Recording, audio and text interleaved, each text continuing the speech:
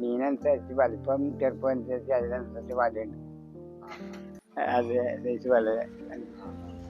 അപ്പൊ ചാള വന്നെയാണെങ്കിൽ ചാളക്ക് പറ്റിയ വലയെ കൊണ്ടുപോകും, അയില വന്നെയാണെങ്കിൽ അയിലക്ക് പറ്റിയ വലയെ കൊണ്ടുപോകും.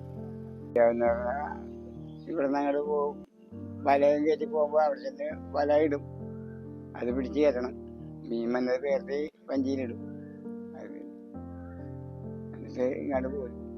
ഇവിടുന്ന് പോകാൻ 5 ആള് പോകണമെങ്കിൽ 5 ആളും ഒറ്റ മനസ്സിനാണ് പോകുന്നത്. അത് കലപ്പ വരുന്നത്. ഞങ്ങൾ പോണ വഞ്ചികളാണ് ഈ കയറ്റി വെച്ചേക്കണത്, അങ്ങനത്തെ വഞ്ചിയിലാണ് പോകുന്നത്.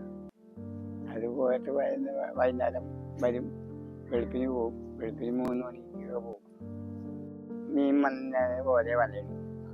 ചാളക്ക് പച്ചമ്പല, അതിലേക്ക് തെളിഞ്ഞ വല. അത് എന്ത് മീനാണ് വന്നതെന്ന് വെച്ചാൽ അനുസരിച്ച് മീനെ അനുസരിച്ച് വല കൊണ്ടുപോകും. പോകുമ്പോൾ ഒരു സെറ്റ് വല കൊണ്ടുപോകും. അത് ആ മീൻ കിട്ടിയില്ലെങ്കിൽ അപ്പം തന്നെ ഞങ്ങൾ ഇങ്ങനെ പോരും.